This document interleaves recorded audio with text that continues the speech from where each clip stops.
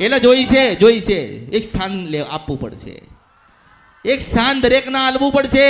જ્યાં સુધી હું છું ને, હું બોલું છું ને જ્યાં સુધી, ત્યાં સુધી તમારે જોવું જોજો. દરેકના ઘરમાં મેરડીનો ફોટો હશે હશે હશે હશે ને હશે. દેશ હોય કે વિદેશ હોય, મેરડીનો ફોટો રાખવો પડશે. મેરડીને હૃદયમાં રાખવી પડશે.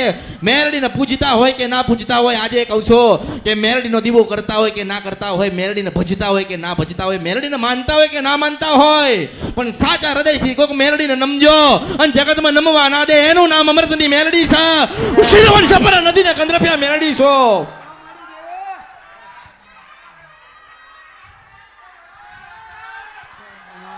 જ્યારે જ્યારે ભૂલા પડો ને, જ્યારે જ્યારે ખોટું થાય ને, તારે એ માળામાંથી નીકળીને કહીશો ના, માર્ગે નહીં જવાનું. આ માર્ગ તારો નથી, કારણ કે તું મારો ને હું તારી છું. માળા એટલે કહું છું કે દરેક માણસ માળા મારી પહેરી લો, મારા શિષ્ય બની જાઓ.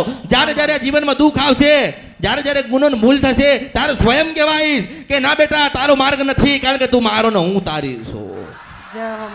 હું કહેવાઈશ પણ મને ઓળખો તો ઓળખાય ને.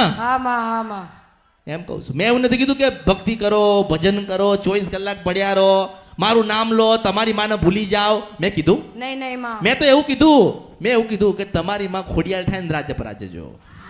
કીધું ને. મેં એવું કીધું તમારી કુળદેવી કાળકા થાય પાવાગઢ મળવા જજો.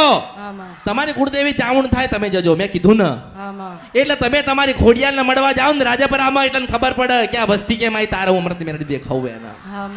ઓહો હો હો, આ તો અમૃતની મેરડીએ મોકલ્યા છે. પાવાગઢ જાઓ તો કે કોણ? તો કે અમૃતની મેરડીએ મોકલ્યા છે. માસ્તર કે સંખલપુરમાં બહુચર ને મળવા જાઓ એટલે કે ઓહો અમૃતની મેરડીએ મોકલ્યા છે.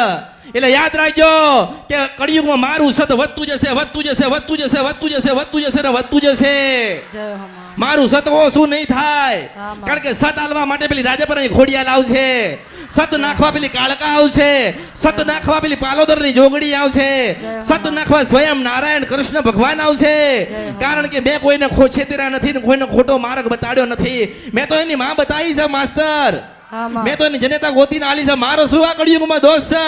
મેં અમરતને પૂછ્યું એટલે અમરતે કીધું એ મારે કઈ જોઈતું નથી, મારા ભક્તોનું દુઃખ મટાડજો એટલે હું દુઃખ મટાડું છું. મારો શું દોષ એમાં? મેં તો કીધું કે શ્રીફળ ના લાવતા, ફૂલ ના લાવતા મારા માટે. મારે કઈ જોઈતું. મારો ધ્યેય તો એક જ છે કે તમને સુખી જોવા માંગુ છું, ભજન કરતા જોવું, તમારા બાળકો સતના માર્ગે જતા હોય હું એવું જોઉં છું.